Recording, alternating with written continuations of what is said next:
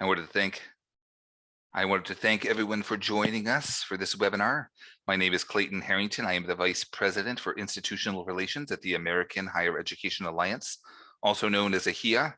We also have with us today AHEA's President, Carly Grant, and running things behind the scenes is AHEA's Director of Marketing, Alexandra Curtis. AHEA is a nonprofit organization that was founded with the mission of driving equity and creating access in higher education by connecting the global higher education community through collaboration, shared learning experiences, and educational technology. Today's webinar is entitled Best Practices for Creating Engaging Virtual Exchange Courses.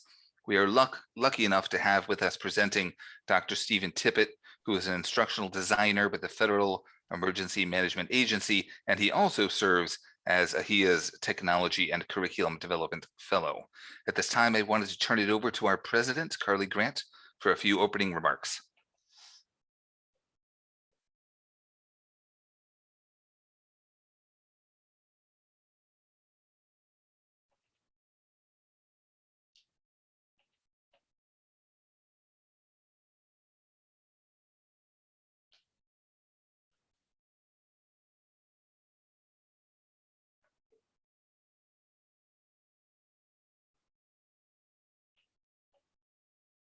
Carly, are you there?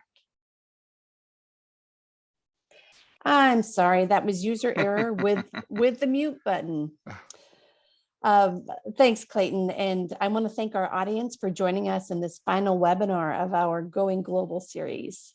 AHEA supports and encourages collaborative online international learning because we really believe it contributes to the development of global citizens through the internationalized education portion, but also it develops lifelong learning. And part of how we enable this is through the Inspired Technology Platform, which is an AHEA member benefit to those who are higher education faculty, administrators, and students. I'd like to thank our webinar sponsor, Tower Education Technologies, first for sponsoring this three-part Going Global series. It's been a tremendous success, and today we have over 190 individuals from 28 countries joining us. Tower EdTech is a public benefit corporation based in South Florida in the United States, and our partnership with Tower resulted in building the Inspired platform that we've spoken of. I also want to thank Dr. Stephen Tippett, our speaker today, who serves, as Clayton noted, AHEA's Technology and Curriculum Development Fellow. And he has worked with us and with Tower Ed to help us understand both the challenges and the opportunities that come with virtual collaboration. As a result, we are confident that the Inspired platform and our resources will assist members in creating really engaging virtual exchange courses. So with that, Clayton, I will turn it back over to you to introduce Dr. Tippett. Thanks so much, Carly. Again, we're very lucky to have Dr. Tippett with us presenting. Stephen's experiences include roles at the SUNY Coil Center and Arcadia University's College of Global Studies, with roles as an administrator and also as a faculty member. He's worked in international education for over 15 years.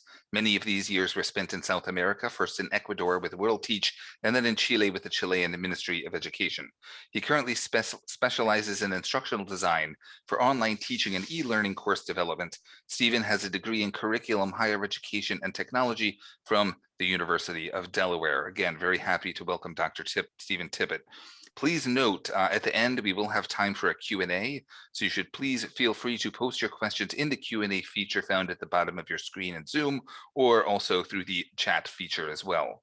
So now, without further ado, I will turn it over to Dr. Tippett. Thank you, Clayton. Good morning, good afternoon, everyone from wherever you are in the world. I am Stephen Tippett. I am presenting best practices for creating engaging virtual education courses as part of my role as the AHEA Curriculum and Technology Fellow. I've been collaborating as a part-time consultant with the American Higher Education Alliance for about 2.5 years now, where I've been contributing to its various efforts on internationalizing curricular opportunities and services, mainly in the area of virtual exchange. For the last year, AHEA has held virtual exchange training cohorts for university professors, and I have been leading up that effort. I previously worked at the State University of New York, where I did professional development and program management at the Coil Center. My international teaching experience includes teaching virtual exchange courses, study abroad courses, interdisciplinary seminars, and service learning courses. Over the years, I've taught students from the elementary levels to the graduate level, both in the US and overseas. My love for the power and impact of international education came from being a study abroad student for nearly 20 years ago as an undergraduate, and then working in Ecuador, in Chile, and in the US to facilitate international education. Over the last 5 to 6 years, I began studying and then practicing how computers and software could facilitate international education. Currently, my full-time work is as an e-learning developer and instructional designer with the US federal government. I'm presenting today from my residence in Tacoma Park, Maryland, in the United States. I'm honored to be presenting here today. I would like to thank AHEA for the opportunity and all of our participants for joining the webinar today. Welcome again to our participants on the webinar. This is our agenda for the webinar. I will explain information on the slides at times, and I will talk about my experience and knowledge related to topics around instructional design and teaching virtual education Coil. There will be webinar poll questions that you will see on your screen at various moments. Because this is a webinar format, there is limited opportunity for feedback and interchange. In fact, this format is fairly incongruous with virtual exchange Coil. As I will touch on in my remarks, virtual exchange Coil is built around the idea and space for communication and collaboration via technology. Unfortunately, we will not be able to have that kind of back and forth communication. However, there will be a period for questions and answers during the last 15 minutes. So please do write your questions into the webinar so that I can address those at the end. Also, please share your name and your institutional affiliation in the chat if you have not already done so.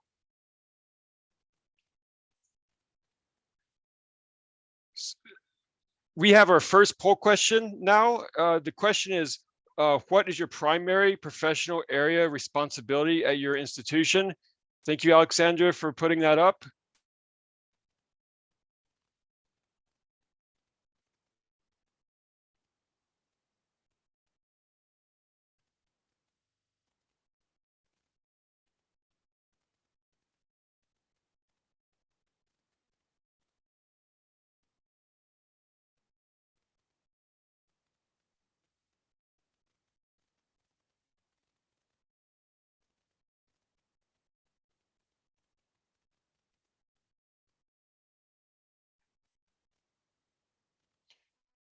Thank you for all those responses. We have 42% saying they are international coordination and cooperation, followed by faculty who teach, senior international officers, and various other roles came in as lower at 1 or 2 people a piece. That's great. That's good to know. Appreciate that. I show this slide to define what to expect in this webinar. I designed the content on virtual exchange Coil to be of interest for academics, professors, and instructors who are classroom teachers. However, for those participants who manage or administer programs and initiatives, you may find utility in learning about how virtual exchange Coil is built and implemented in the classroom. The content itself is very much on how Coil is put together and how it works in the classroom and digital learning environments. However, as much as the content is focused on this, it is rather general and broad in nature. Reasons for this will become evident. Partnerships are the sine qua non of virtual exchange Coil. We have over 190 participants in this webinar, ostensibly all of who are interested in doing virtual exchange Coil. Unfortunately, we are not here for the purpose of creating partnerships, though please feel free to share your information via webinar channels. While I hope some of the tips, information, and experiences that I will share serve to assist you in your own work, this is not a training program that can address the many specific situations and unique variables around the design, teaching, or institutionalization of virtual exchange Coil as a method of internationalization in your setting. Virtual exchange Coil is a term that I will try to keep using throughout the webinar to describe the instructional design and instructional methods that I characterize. This is a rather unwieldy term, but I will describe why I use it. Virtual exchange is a word that encompasses many different practices around using technology to facilitate communication and exchange of ideas. The term virtual exchange became evident around 6 years ago when governmental and intergovernmental agencies finally started to show interest in this method of internationalization. It became a term that allowed institutions and programs to propose different ideas under the aegis of quote unquote virtual exchange. And today it is still an umbrella term that covers many different practices, from course projects for academic credit, to living room exchanges for families, to peace building dialogues, to even holograms in public spaces that allow synchronous conversations across distance and borders. Coil, meaning collaborative online international learning, is a term coined by John Rubin, the founding director of the SUNY Coil Center, to describe a model of how teachers can form partnerships to build and teach academic projects that allow students to communicate, exchange perspectives on culture and academics, and jointly carry out an assignment or a series of assignments for their course grade. It is a curricular intervention for the purpose of adding international perspectives to academic learning, replacing mobility with technology. Here we have our second poll question. Please respond to the poll question you see on your screen. Alexandra, could you put that up? Thank you. What is your level of experience with teaching virtual exchange Coil?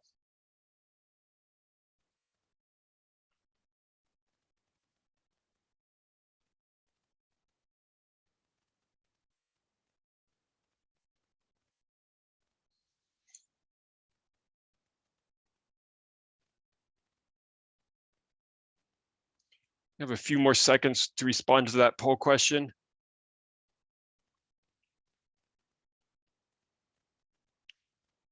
Thank you, everyone.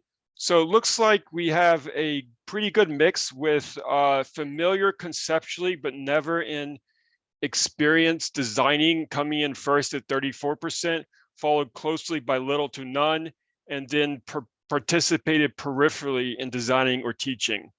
So that's great information. Thank you for sharing.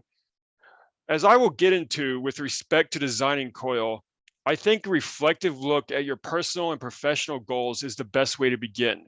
I love the practice. It makes access to international learning possible to a much wider population of students and young people. It makes international exchange nearly carbon-free. It dramatically reduces the cost of international exchange, and it embeds international learning into quote unquote normal classes instead of standing somewhat apart from the rest of the curriculum, such as some mobility programs do. However, there is a lot that it does not do. There is much to the feel and sensory experience of being in a place for international learning. It usually does not allow enough space for deep and intense relationships between people to develop. Most institutions don't emphasize teaching innovations or even internationalization as being particularly important for faculty career development milestones or promotion. Finally, the scaling and institutionalizing of the practice requires focus, resources, and time that most institutions are not investing in virtual exchange. One reason being is that it does not directly generate revenue to pay for staff and resources like many mobility programs do. All this is to say that virtual exchange Coil may be a good solution for your context and goals, but the specifics matter in comparing it to other very impactful and engaging teaching methods like service learning, project-based learning, study abroad, internships, and others. There are two models for curriculum building with virtual exchange Coil. In the early days, it was mostly the case that it grew from within the curriculum, sometimes from what just one teacher was doing in class, and then slowly or maybe quickly spread among colleagues. The options for engaging with a field of practice outside one's institution were very limited. 5 to 6 years ago, there were maybe 10 to 15 people in the whole world who were doing virtual exchange Coil as their full-time administrative job in higher education. The difference between how many teachers were doing virtual exchange COIL and how few administrators were supporting it was striking. I think this still happens, but probably more commonly now, it is an international officer who sees supporting virtual exchange COIL as part of the job, and therefore creates work that one way or another helps to make it part of the curriculum. Virtual exchange COIL is one choice for teaching and learning. There are certainly other teaching methods and curricular programs that are high impact practices. And some of these are other methods to internationalize the curriculum. Certainly, virtual exchange COIL deserves to be in the conversation with many of the other teaching practices, such as e-portfolio, internships, service learning, and undergraduate research. Virtual exchange dovetails with some of these, such as applied learning and study abroad. In fact, there's a trend to compare virtual exchange COIL to undergraduate international mobility programs. And this is understandable since study abroad is how the practice, which has defined the academic field around intercultural and global learning for several decades now, but it's also confounding since they are such different teaching and learning practices at the end of the day. In the end, the question of should we invest scarce resources in virtual exchange COIL must be decided by looking at mission and goals and aligning those to the realistic outcomes from the practice of virtual exchange COIL, or not, and doing something else. Having said that, the upheaval of the last 2 years in the US and around the world has been a sea change for virtual exchange COIL. The disaster of the global pandemic made online learning the norm.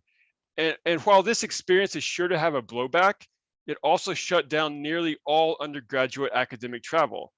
The result has been what will likely be a tipping point for virtual exchange COIL, though only time will tell exactly how things play out on that.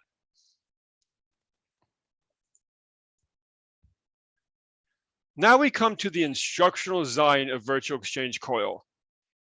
I often compare the instructional design to a three-legged stool, each leg representing the academics, the technology, and the global learning.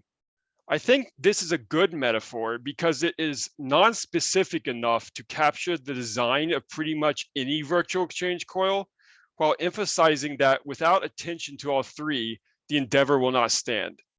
Some courses emphasize academic subject matter over global learning, and some do the opposite. And occasionally teachers settle on a design that pushes students to a very unique technology project. I would say that nowadays, the people who are interested in the field usually come at it from the intercultural or international learning perspective. You see fewer instructional designers and even fewer technology specialists in these spaces, at least in the higher education sphere of virtual exchange. If your perspective and expertise does not originate from the global learning corner, then I'd say to make a meaningful effort to learn from the experts with academic technology and instructional design expertise in order to come out with the best possible product for students. This can be hard, but building and relying on support networks is hugely important, especially when thinking about the institutionalization of virtual exchange COIL. In theory, virtual exchange COIL should provide affordances for students to take away specific changes in their values, attitudes, and behaviors related to intercultural awareness. This intention may occur or it may not, depending on the collaboration design and classroom learning environment. At the very least, it hopefully encourages students to continue an engagement in learning about other places, cultures, and peoples. For example, people theorize that a virtual exchange COIL experience as a first-year student may lead to increased global learning choices, such as participating in a mobility program or something else later in their university career. However, the opposite result could possibly occur as well. A poorly designed collaboration, or if problems during the collaboration overshadow the international learning experience, students could shy away from their next opportunity. The Global Learning Experiences program at DePaul University has done some very interesting applied research around comparing courses that include virtual exchange collaborations with quote unquote normal courses and Eastern Carolina University is doing research on comparing or correlating outcomes from courses with virtual exchange to outcomes that students demonstrate from participation in mobility programs. Finally, the Stevens Initiative, at least in the US, is the mover behind the most current and comprehensive research into virtual exchange that I'm aware of, and I encourage everyone to visit their resources website.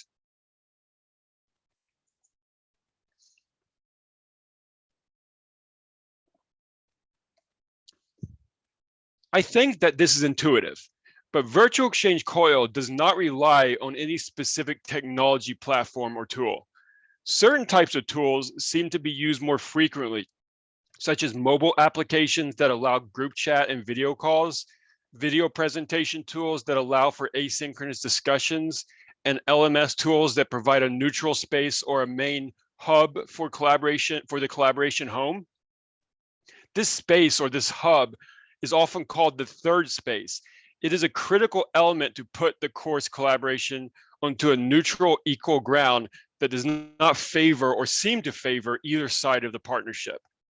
Virtual exchange Coil courses require an international partnership. It cannot be done without a co-equal and collaborative partnership during the design and teaching of the course. The words co-equal and collaborative are of the utmost importance because the power dynamic between teachers and institutions can become an insidious problem in the partnership and between the work that students are supposed to do together during the class. Virtual exchange Coil is similar to the design of other learning environments in that it can be done in different ways for different types of classes and different disciplines. For example, an academic internship can be done in a business course, a sociology course, biology course, or an English course. In the same way, a virtual exchange Coil can be taught in any of these disciplines also. The model is very flexible because the design of a virtual exchange Coil course is limited only by the creativity of the teachers. Though this is actually not as simple as it sounds. In fact, many, if not most, virtual exchange Coil is taught between courses in different disciplines. The fact that these courses are tailored and created through a collaborative design process allows for creative interdisciplinary projects to emerge. For example, if one course is a US history course and the other course is a macroeconomics course, the collaboration might focus on the history and economic processes of the so-called triangle trade of the 18th century.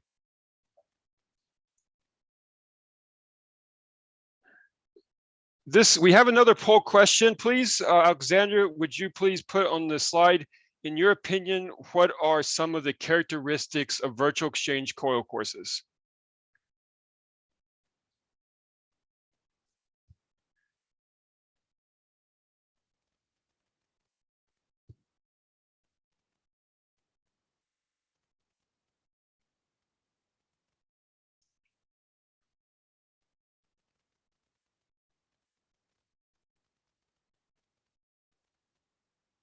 We can give a few minutes for those responses to come in, or a few more seconds, excuse me.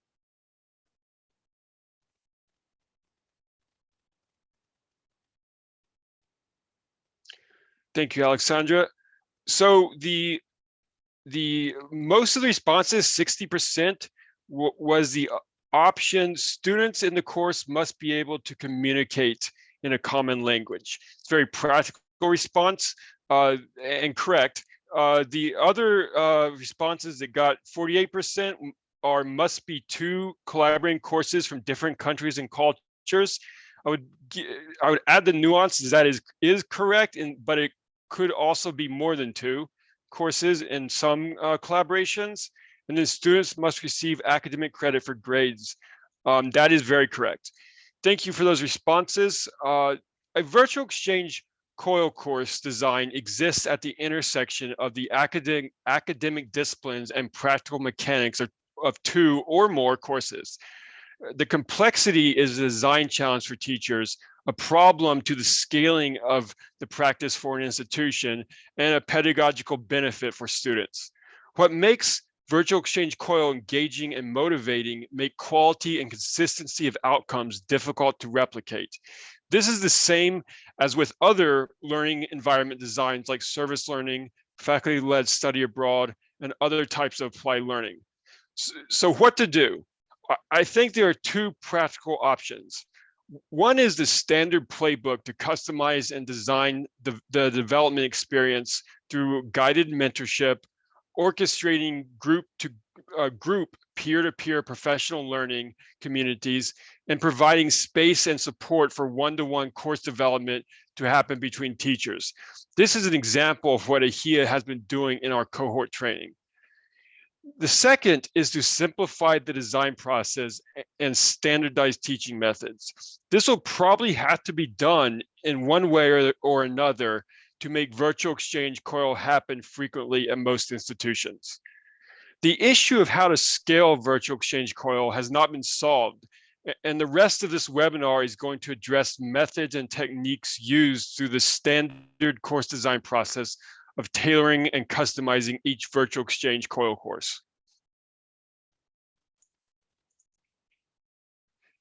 One of my favorite high school teachers, Mr. Eshelman, always said, first, figure out where you are, and second, where do you want to be? He was talking about the process of solving equations in chemistry, but a similar principle can be said to apply in designing virtual exchange Coil courses. Backward design is the process whereby faculty begin course design with the perspective of what do I want my students to learn? In other words, where do I want them to cognitively, effectively, or behaviorally be through the virtual collaboration experience? These statements are called student learning outcomes. They are goal-oriented statements that combine aspects of both courses, content knowledge, learning activities, and assessment requirements. They may also include aspects of global or intercultural learning or digital competencies. These are explicit learning outcomes, though teachers can also discuss implicit learning, which can also be called aspects of the hidden curriculum. By deciding first on what students will learn, teachers then work backward to decide on what subject matter to introduce, how to organize learning activities, and what kinds of assessment they should require. This is all called curricular alignment. A big part of the design of virtual education Coil is around students working across cultures with new and different classmates. This fact mediates everything that students will be doing and learning. If teachers design explicit intercultural learning objectives, these have to be basic and simple. Even other academic learning objectives are modulated by and to what students can and will do together based on their cultural differences and expectations. This involves some guesswork as to what is important and possible on the part of the teachers. First, in order to get into an area of genuine cultural learning, teachers need to design structured group work that mediates the way students interact and communicate. At least for the first virtual exchange Coil course, be prescriptive. If anything, overplan and overprepare when it comes to group work or organizing group work. Designing effective icebreaker activity is key for students to start collaborative group work. Second, because virtual exchange Coil is a credit-bearing part of the curriculum, the activities, group work, and communication needs to be built around the academic projects that intersect with the course discipline.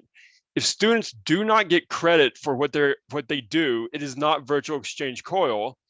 Though that does not mean that teachers cannot do something else and that also would not be valuable and important.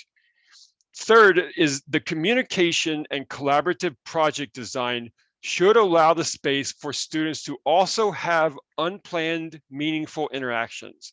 Students should want to take the initiative to do extra, better work, and they should be challenged to do so.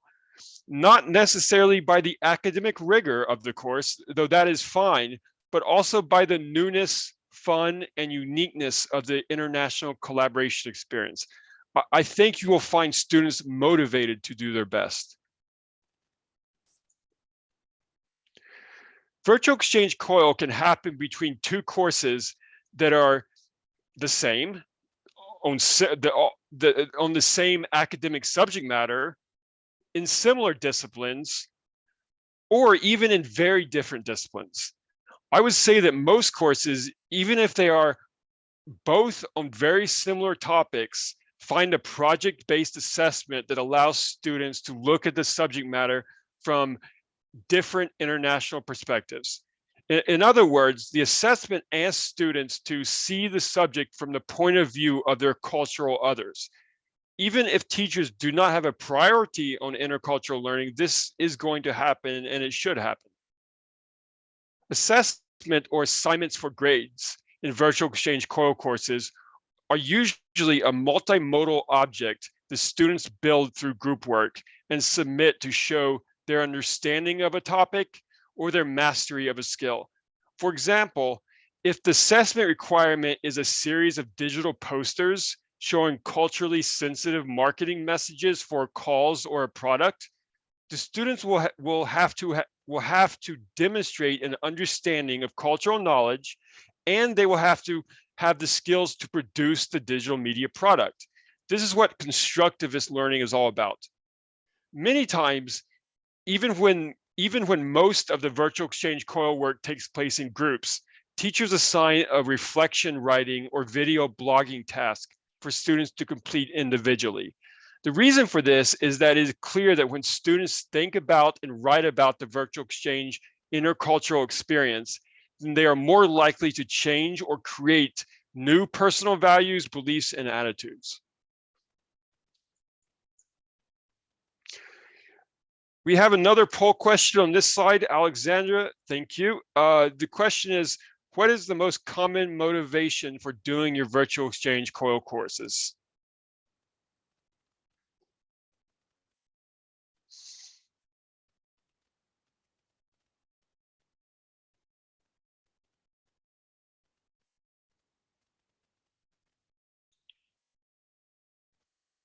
Give a few more seconds for your responses there.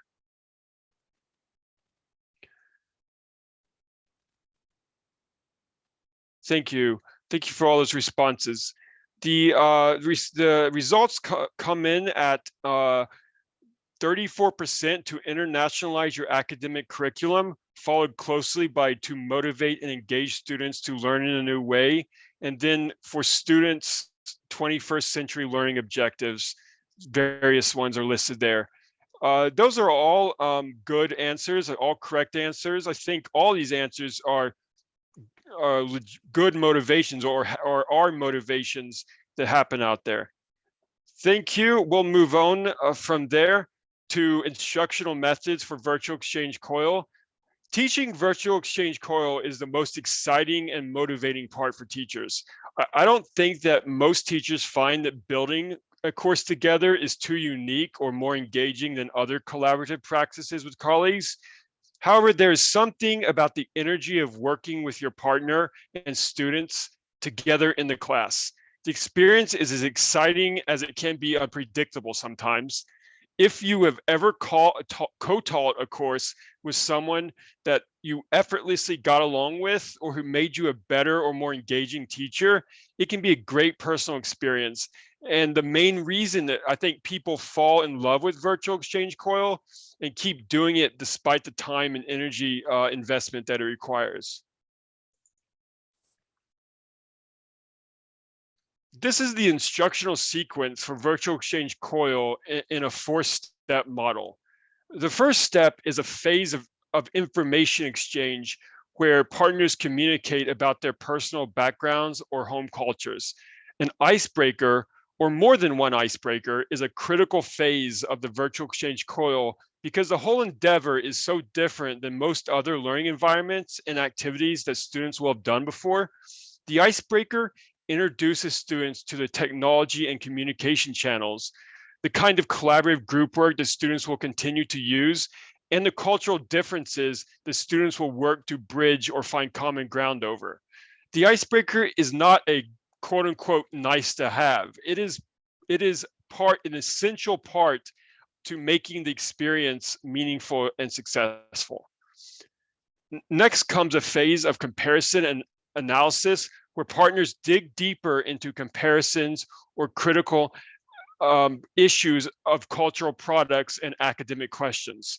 Oftentimes, the subject matter of virtual exchange Coil bridges two different disciplines, and this portion of the virtual exchange allows students to develop their ideas and derive information that they can then share with their peers.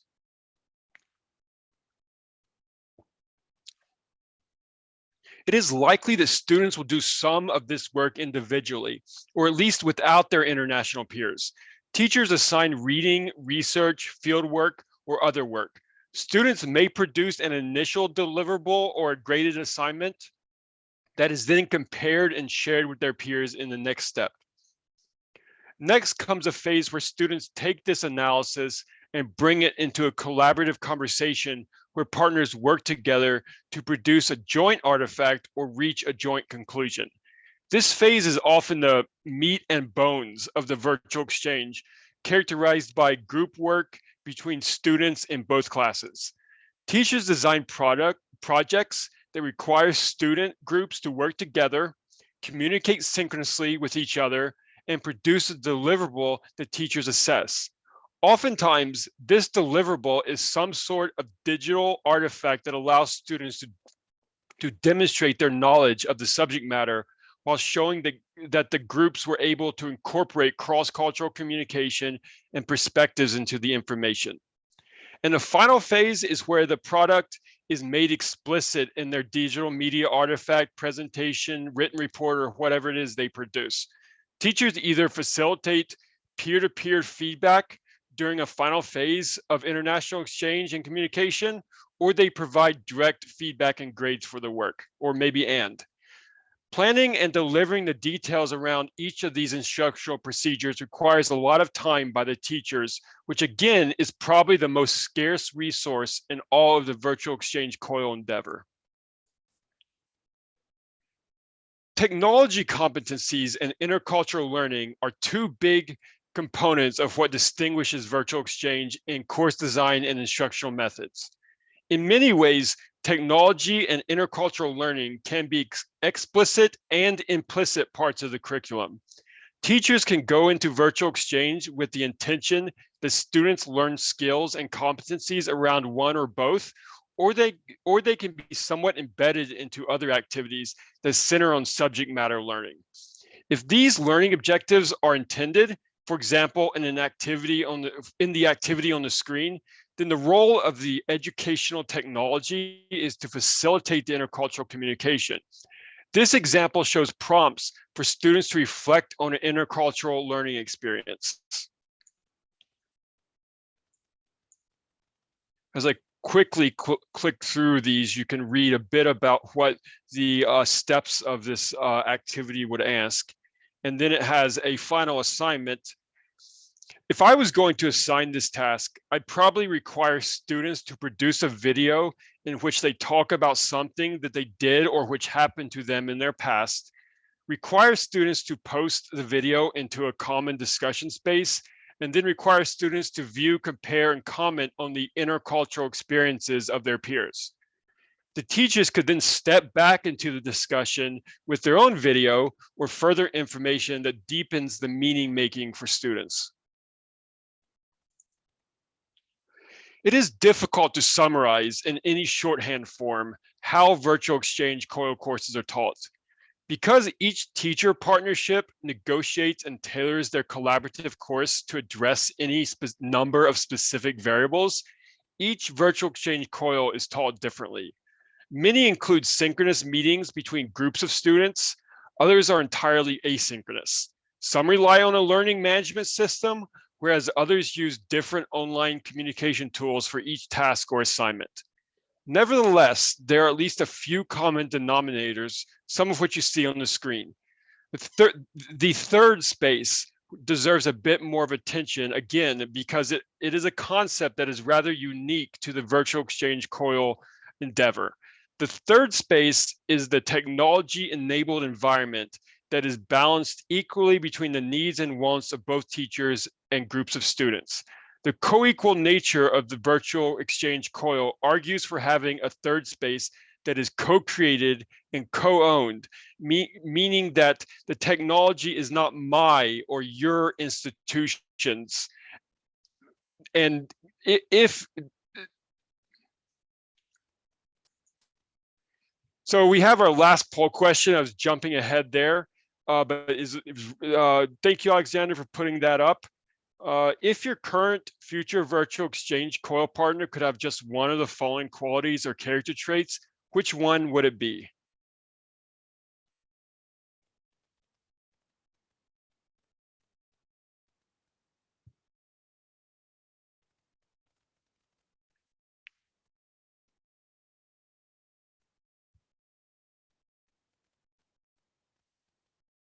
We have a few more seconds. Please put your responses in if you haven't already done so. Thank you. So the most common response is a good communicator, someone who establishes communication channels and is reliable with frequency. That is followed by someone who's flexible, and then someone who is aware and empathetic about differences. This is a trick question. All of these characteristics are important to have in one partner and to exhibit as someone's partner. Thank you for those responses. This statement may be intuitive. In fact, most research has shown that the quality of the teacher is the most determinant variable in learning outcomes in schools across education settings. It is not that other aspects are irrelevant in virtual exchange Coil, such as student language barriers, access to technology, support from colleagues, or course design decisions, but nothing matters as much as the relationship between teachers. And I say relationship intentionally. People actually use the dating analogy to describe the partnership matching process for a virtual exchange Coil, especially when there is not someone like an administrative figure fixing the relationship for them. Why is that? It is because the course design and teaching process makes incongruities and interpersonal problems emerge through time of the virtual exchange Coil. So the obvious way to address this issue is for the faculty to match with others who they will quote unquote get along with. But there is no surefire way to make this happen. I'd say that it is key to explore some general ideas first, and then to have at least one sort of free-ranging conversation with your partner before going down the course design road together.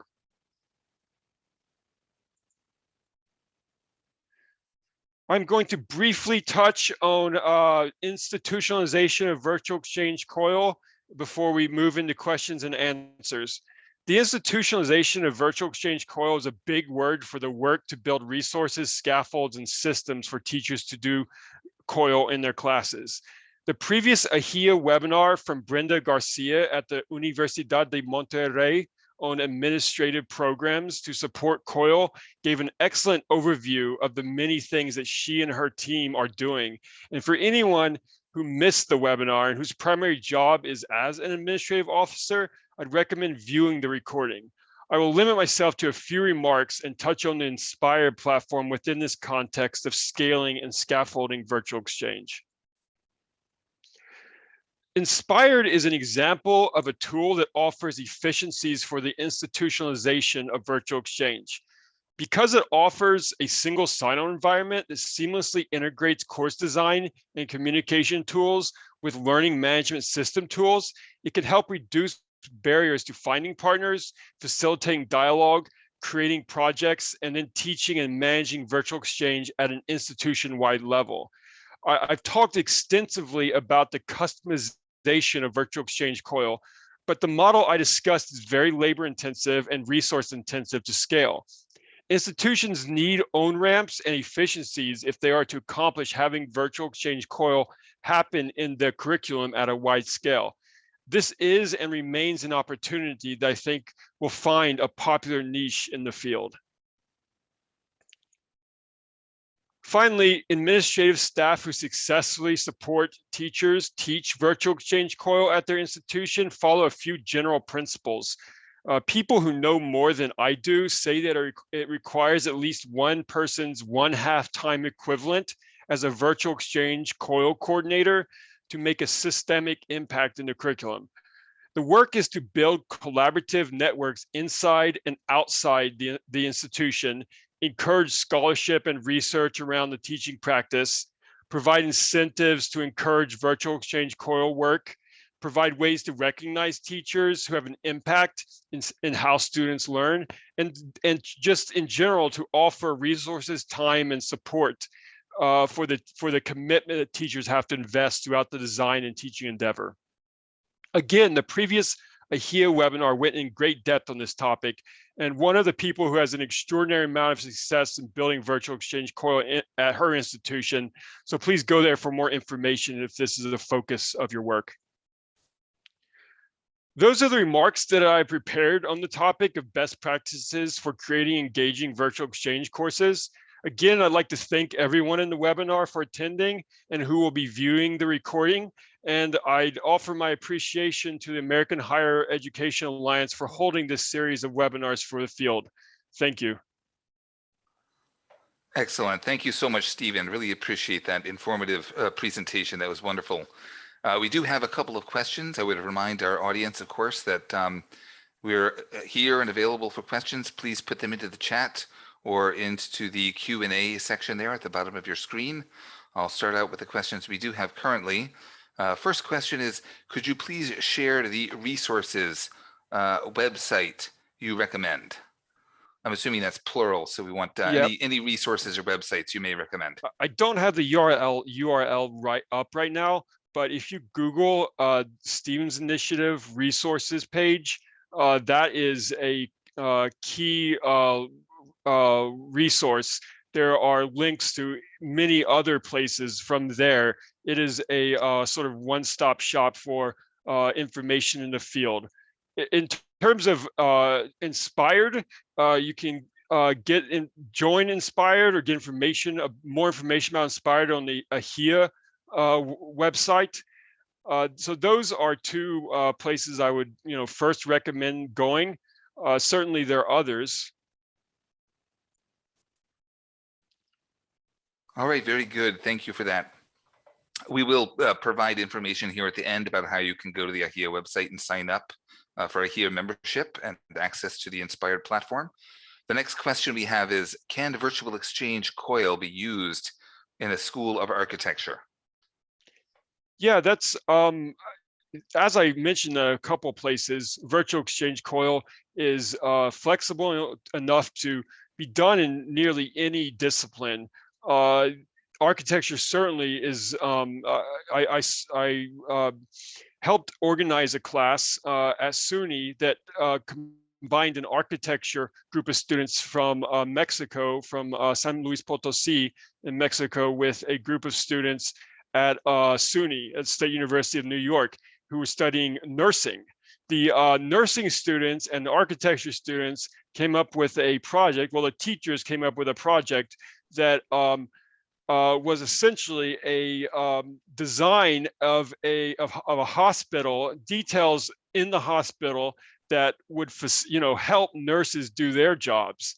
So very applied, super applied in terms of what the architecture portion was, but also I think very useful. That is essentially what they will be doing, what students who study architecture, or some students will be doing in their jobs after graduating.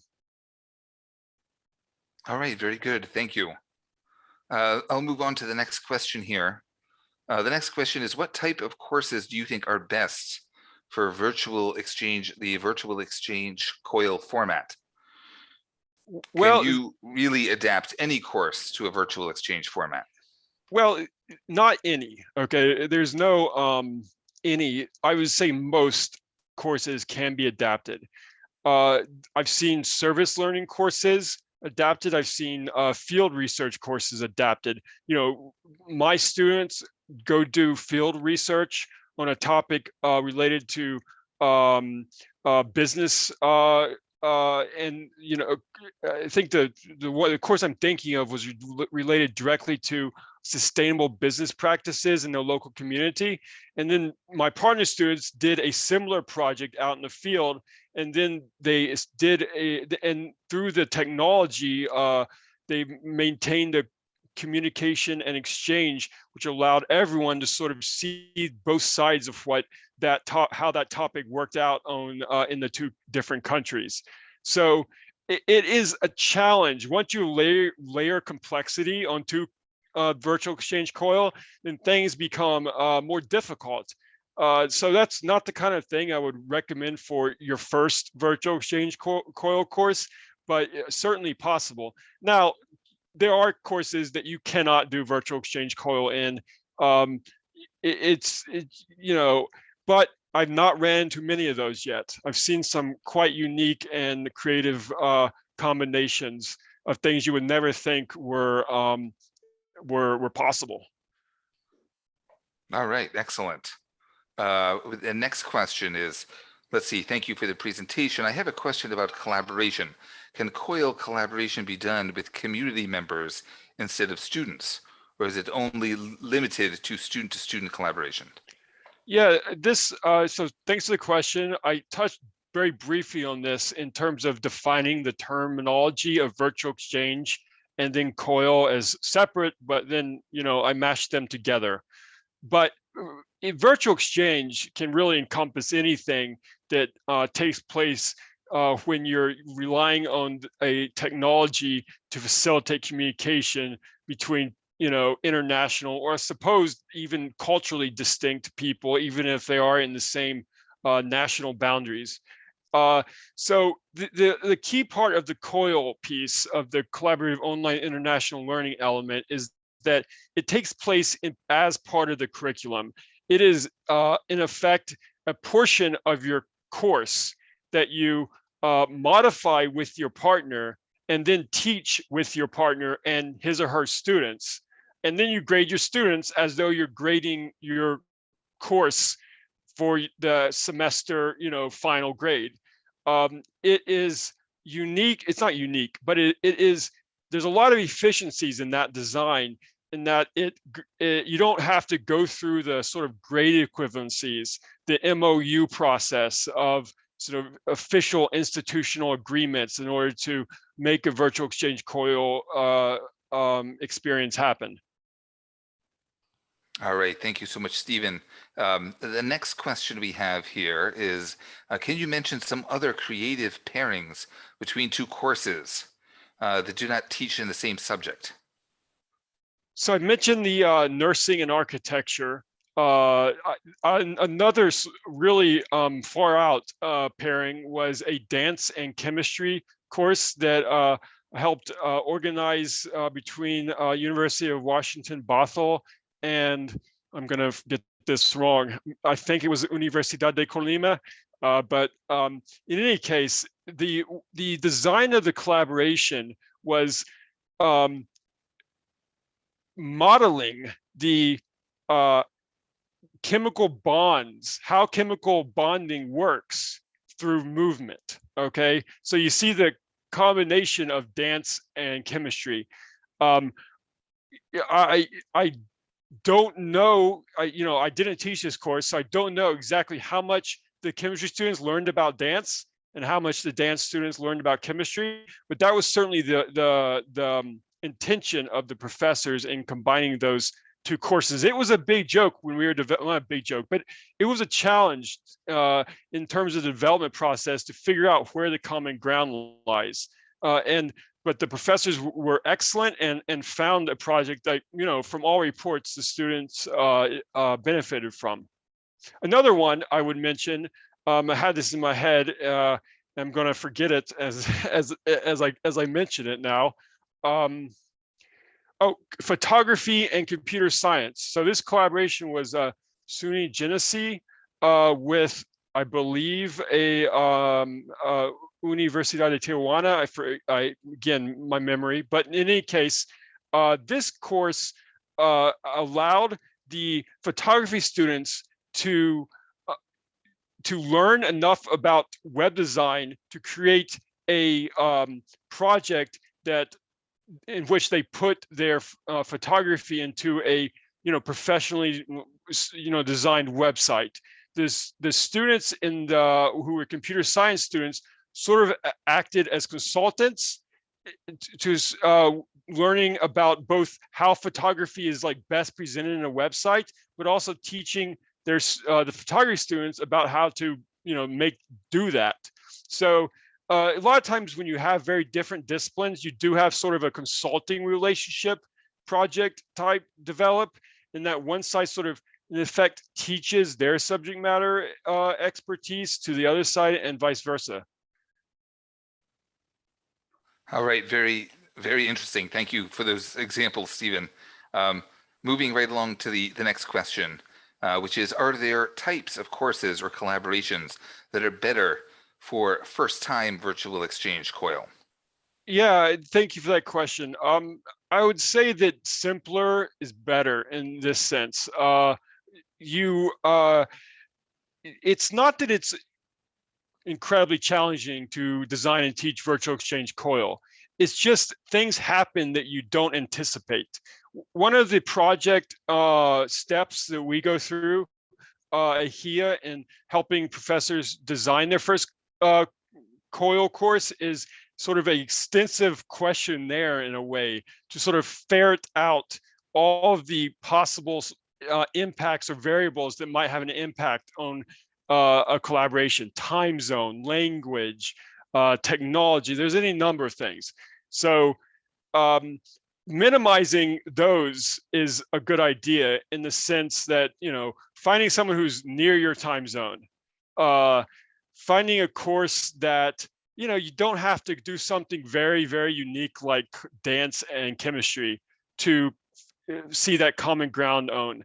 Also, I would say limiting the duration of the experience. I didn't mention this, but virtual exchange Coil can happen throughout an entire semester, 15, 16 weeks, however long your semester is, if you have that direct alignment with another course. It could be, but it can be really as short as 5 weeks. So 5 weeks is sort of the minimum. We say that makes it useful. It makes it a meaningful activity to do. So I would say keep it shorter in that sense the first time. All right, very good. So we are running close to the end here, but we do have time for another couple of questions. So please feel free to put those in if you like. The next question we have here is, what is your #1 tip for getting started into virtual exchange courses? Well, I would say find a good partner. Okay, it's easier said than done on that one. In a way, like, oh, where do I go? Do I know people who already? Do I have colleagues from other universities that might be interested in doing this with me? That's how I started with my first virtual exchange Coil course. Having lived and taught in Chile, I knew one of my ex-colleagues who I got along with well.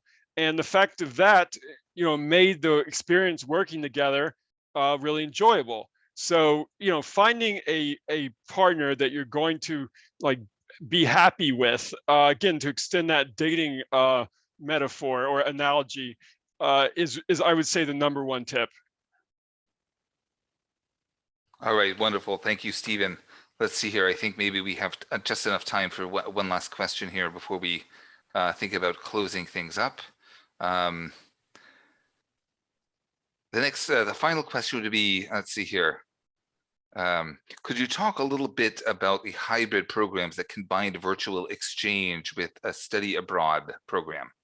So, yeah, your question, thank you for that, really brings up the point of the answer. I think study abroad, faculty-led study abroad in particular, a lot of times you call it embedded study abroad when the part of the trip, when the international sort of academic travel is in the semester. Maybe it's over a break in the semester, or maybe it's at the end of the semester. But when it's part of the of the course, which otherwise is taught on your home campus. I think virtual exchange really aligns with that model. The reason for that is pretty, obvious in that you can. The main problem with that model is that the really intense learning experience is short. It's, it could be a week long. It could be less, a few days, even less than a week. So virtual exchange extends that experience in sort of the really good things that virtual exchange does well, of meaningful communication, actually authentic cultural learning from other people. You can do virtual exchange before your trip. You can meet those people during your trip and then like extend it afterwards. I'm sure there's any number of sort of ways you could configure those pieces, but well, not any number, but several.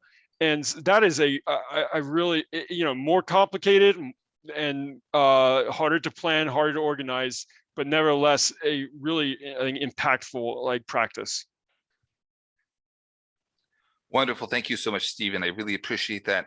Before we wrap up, I'm going to go ahead and share my screen for a little bit of closing here. Let's see if I can share.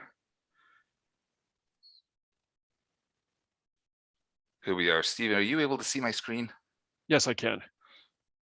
Once again, I want to thank you, Stephen, for the excellent presentation. It was really wonderful, much appreciated. Just a little bit of information before we finally close down about AHEA. We want you to consider following us on social media, of course, and also we have social media information for our close partners, Tower Educational Technologies. Of course, we have Facebook, Twitter, LinkedIn for both of our organizations. Thank you.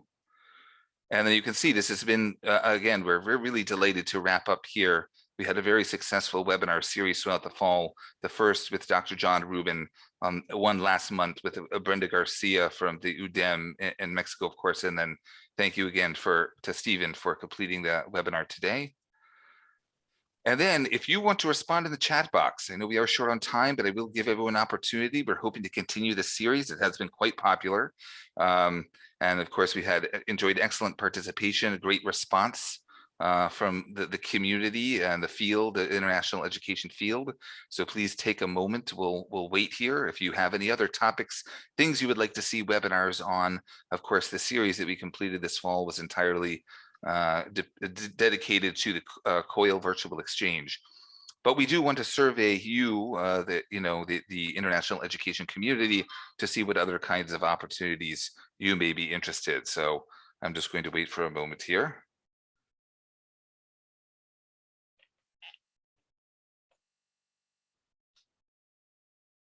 Very good. We will be able to look at the chat later, so I'm not sure if responses have come in, but of course I do want to give you an opportunity to think about it. We will also put our contact information here at the end. So if something occurs to you at a later time, something you'd like to see, please feel free to get in touch with us. Also wanted to share to this slide, of course, this shows a little bit of the scope and the reach that AHEA has been able to put together. We are interested, of course, we already collaborate with several international education networks, but of course, we're also very interested in trying to connect the international education and global higher education community. This map demonstrates, the places, locations around the world where we have actually collected member institutions thus far. Please stay tuned for updates as we anticipate this map having even more locations on it in the future. Also, finally, of course, please feel free to visit the AHEA website.